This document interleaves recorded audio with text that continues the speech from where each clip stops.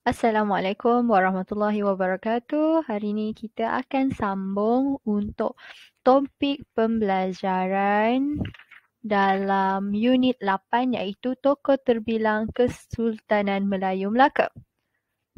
Kita tengok kepada objektif pembelajaran untuk hari ini iaitu mengkategorikan peranan Sultan, Bendahara dan Laksmana dalam Kesultanan Melayu Melaka, menghuraikan kepentingan menghargai sumbangan tokoh. Jadi, kita terus kepada pembelajaran iaitu apakah peranan Sultan? Awak tahu kan minggu lepas kita dah belajar Sultan tu apa? Sultan ni merupakan orang yang paling tinggi sekali jawatannya dalam sesebuah kerajaan.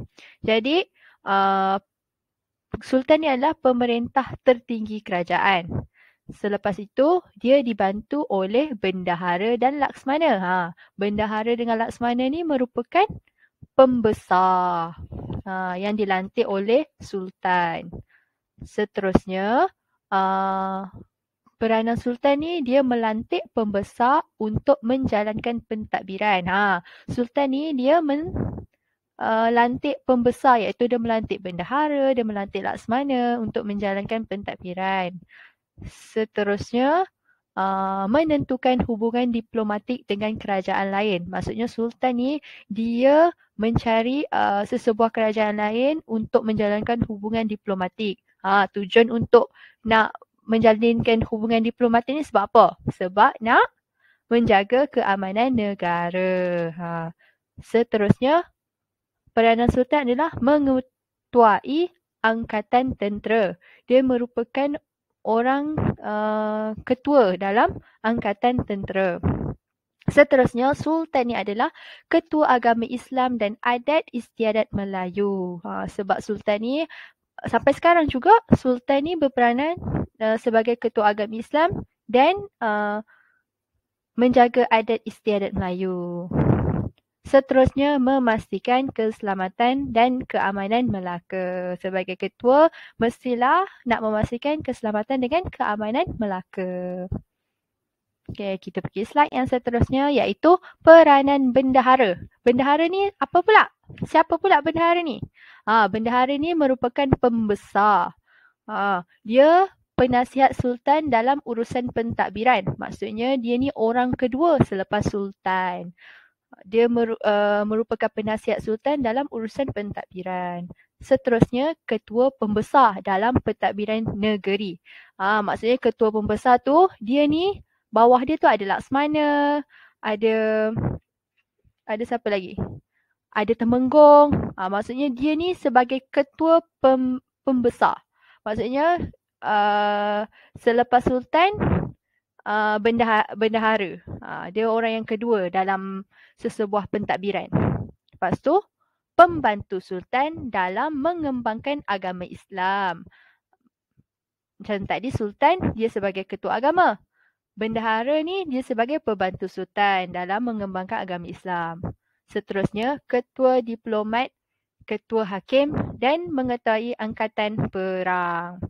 Maksudnya ketua diplomat ni maksudnya ketua yang bila kita menjalankan hubungan diplomatik dengan orang lain, dia ni tukang runding. Ketua diplomat. Dia tukang runding dengan sesebuah kerajaan tu. Lepas tu, seterusnya peranan bendahara adalah menjadi pemangku Sultan apabila Sultan ke luar negara. Kalau Sultan dia pergi ke luar negara, maksudnya dia pergi ke tempat lain, dia pergi ke kerajaan lain, bendahara ni mengambil alih tugas Sultan. Dia menjadi pemangku Sultan. Okay, kita pergi kepada peranan Laksamana. Apa pula Laksamana? Laksamana ni adalah dia mengetuai Angkatan Laut Melaka dalam melakukan serangan. Laksamana ni dia ni orang laut kalau kita panggil. Lepas tu mengetuai utusan rasmi ke luar negara. Kalau ada berkaitan nak ada urusan-urusan rasmi, maksudnya Laksamana ni dia jadi orang utusan. Maksudnya Sultan ni dia percaya dengan Laksmana untuk pergi ke sebuah kerajaan tu, lepas tu dia berunding, dia bercakap dengan sebuah kerajaan tu, dia menyampaikan utusan daripada Sultan. Dia membawa Sultan ni dia bagi, contohnya Sultan ni dia bagi sesuatu. Sebagai contohnya Sultan ni dia bagi sesuatu nak menyampaikan sesuatu maklumat kat sesebuah kerajaan lain. Maksudnya dia pesan kat Laksmana tu, lepas tu Laksmana tolong menyampaikan. Itulah tugas Laksmana. Seterusnya menjadi duta bagi Melaka, lepas tu menjadi pegawai peribadi Sultan. Kalau sekarang ni kita panggil bodyguard lah kiranya. Menjadi bodyguard kepada Sultan. Kiranya Laksmana ni kalau sekarang ni ibarat polis ataupun tentera laut. Tentera di laut. Lepas tu seterusnya peranan Laksmana adalah menjaga keamanan perairan Melaka dan keselamatan para pedagang. Okey, kita lihat. Ini merupakan tokoh-tokoh terbilang pada suatu ketika dulu. Ini merupakan sultan-sultan yang dahulu. Dia berjasa kepada Kesultanan Melayu Melaka. Yang pertama adalah Paramiswara. Paramiswara ni dia sumbangan dia sangat besar kerana dia ni merupakan pengasas Kesultanan Melayu Melaka. Maksudnya dia merupakan sultan yang pertama. Seterusnya, dia memajukan Melaka sebagai pusat perdagangan. Dia orang pertama yang menjalankan hubungan diplomatik dengan kerajaan lain. Lepas tu menjalankan pusat perdagangan. Seterusnya Sultan Muzaffar Shah yang bawah tu, iaitu mengukuhkan Empayar Melaka dan melaksanakan sistem perundangan yang tersusun. Bila berakhirnya Paramiswara, Sultan Muzaffar pula mengambil alih dan dia ni mengembangkan lagi Empayar Melaka dan melaksanakan sistem perundangan. Maksudnya lebih tersusun, lebih sistematik pada ketika itu. Seterusnya adalah Sultan Mansur Shah. Dia punya sumbangan dia adalah meluaskan Empayar Melaka. Maksudnya dia meneruskan dengan memperluaskan Empayar Melaka dan menjadikan Melaka sebagai pusat penyebaran agama Islam dan pusat pendidikan.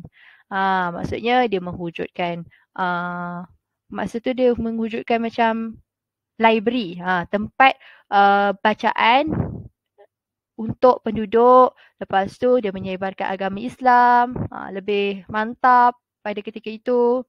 Itu sumbanganlah Sultan Mansur Shah. Seterusnya adalah Sultan Alauddin Riwayat Shah, iaitu mengambil berat tentang keamanan dan keselamatan dalam negeri dan menjaga kebajikan rakyat. Dia menjaga kebajikan rakyat, dia pergi melihat rakyat-rakyatnya mengambil berat. Ini antara tokoh terbilang Sultan. Sultan yang mempunyai peranan yang sangat besar dan memberi sumbangan yang besar kepada Kesultanan Melayu Melaka pada ketika itu. Seterusnya kita pergi kepada Bendahara Tun Perak. Bendahara Tun Perak ni merupakan tokoh terbilang. Dia punya sumbangan dia sangat besar dalam Kesultanan Melayu Melaka. Yang pertama adalah menguruskan pentadbiran secara sistematik. Dia merupakan bendahara yang paling lama sekali berkhidmat untuk Kesultanan Melayu Melaka. Dengan dia mentadbir menguruskan pentadbiran dengan sangat baik. Seterusnya, menunjukkan kesetiaan tinggi terhadap pemerintah. Dia ada peristiwa di mana anak Tun Perak ini dia bermain sepak raga. Lepas tu terkena kepala Sultan sepak raga tu. Selepas tu Sultan murka lah dengan anak Tun Perak. Lepas Sultan murka, Sultan ingin hukuman pancung kepada anak Tun Perak. Dan Tun Perak tidak sesekali pun membantah ataupun apa. Itu dah menunjukkan tahap kesetiaan yang tinggi terhadap pemerintah dia. Walaupun anak dia pun dia setia pada dia punya pemerintah. Seterusnya, tokoh terbilang Laksmana Hang Tuah. Laksmana Hang Tuah. Masing-masing pernah dengarkan Laksmana Hang Tuah. Laksmana Hang Tuah ni merupakan Laksamana. Hang Tuah ni merupakan Laksamana. Iaitu dia punya sumbangan dia memastikan keselamatan perairan Melaka dan menjadi utusan Kesultanan Melayu Melaka. Peranan Hang Tuah. Okey. Apa yang perlu awak buat adalah, ini merupakan tugasan awak. Awak boleh buat kat dalam buku, tulis sejarah. Apakah kepentingan menghargai sumbangan tokoh? Awak perlu senaraikan 5 jawapan bersesuaian mengikut pemahaman awak dan buat dalam peta iting buih.